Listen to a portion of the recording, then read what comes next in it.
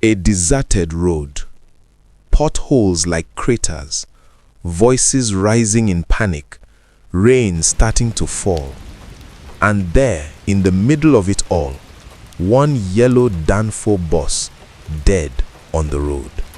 Peter is in front of the hood, hands black with oil, staring at the engine like it just betrayed him. Beside him, passengers are losing their minds. I don't care about port delays. My container must clear today. Do you hear me? Today! The interview is in 40 minutes. 40 minutes. No worry! We go fix am. Just small problem. The first drops of rain hit the windshield. Within seconds, it became a downpour. And that's when everything changed. Peter woke up at 4:30 a.m. like he had for the past 30 years. His yellow Danfo bus sat in front of him, rusted, dented, held together by prayers and duct tape. He placed both hands on the hood.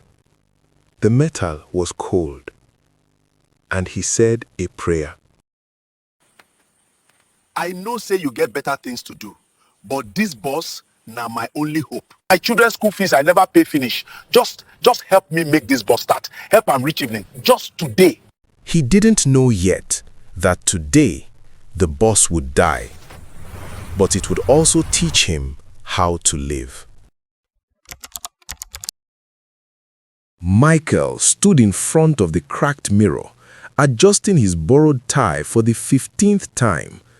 The suit was too big, the shoes were too worn, but the hope in his eyes was determination. Good morning, I'm Michael, and I can bring value to 42 interviews. 42 times they said no. The Bible says you know the plans you have for me. So, today is number 43. Please, just one yes. That's all I need. Michael didn't know yet that interview number 43 would never happen. But interview number 1, the real one, was waiting in the mud. Mr. Okoro was already on his 3rd cup of coffee. His phone had been ringing since 5 a.m. His container, 40 feet of goods from China, was supposed to dock at Apapa port today. Everything he had was tied up in that shipment. What do you mean processing delay? I paid express fees. That container must clear today. You have not eaten since yesterday. I'll eat when that container clears. Do you know how much money I have locked in that metal box? He didn't know yet that today he would learn the difference between having everything and having what truly matters. Sarah watched her daughter eating, holding her empty bag in her hand. Mommy, will you buy my cake today? For my birthday? I go try, my baby. I'm not asking for mansion, not asking for car. I just want to see my daughter smile today, that's all. Is that too much? 200 for cake, 300 for transport. If I sell well today for market, if I just sell well. She didn't know yet that today she would lose that money. But she would find something worth more than all the cakes in Lagos. Brother James sat in his small church office, staring at the offering box, worried about the future of his church.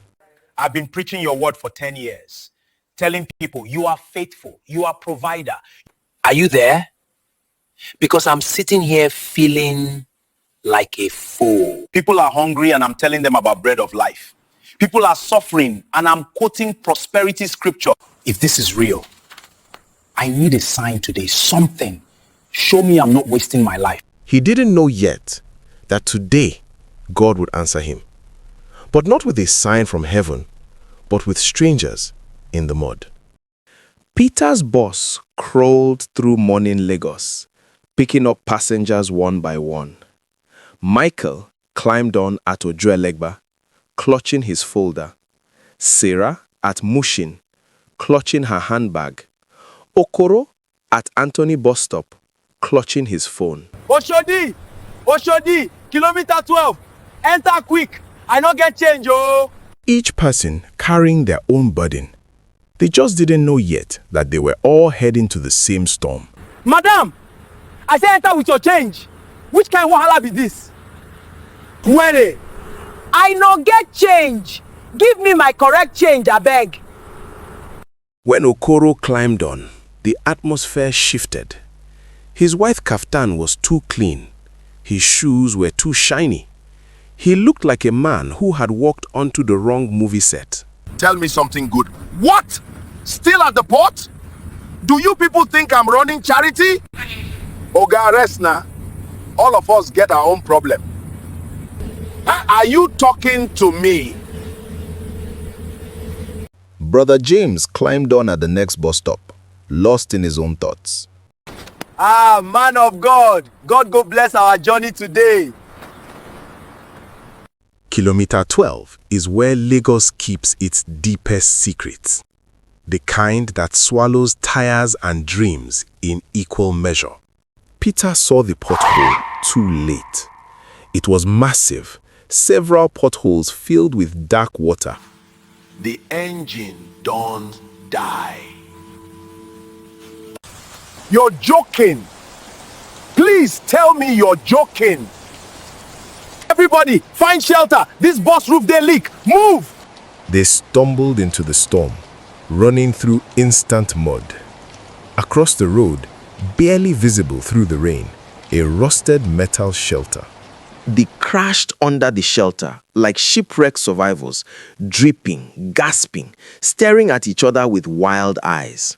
The rain hammered the roof like Judgment Day. Perfect. Perfect. This is exactly how I wanted my day to go. It's over. My interview is in 20 minutes and I look like I swam here. My daughter's birthday.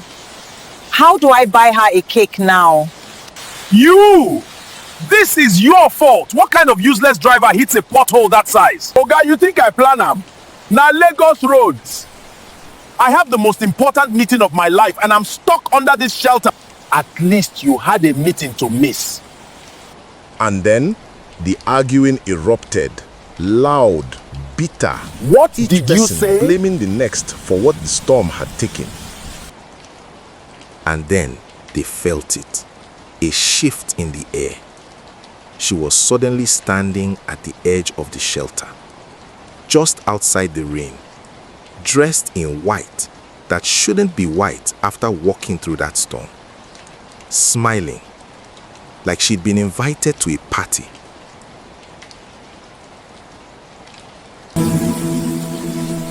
The rain trap everybody here. How una dey? Mama, where you come from inside this rain? Same place as you, my son. All of us dey hide from rain. And then Mama Grace sat down and asked one question that silenced them all.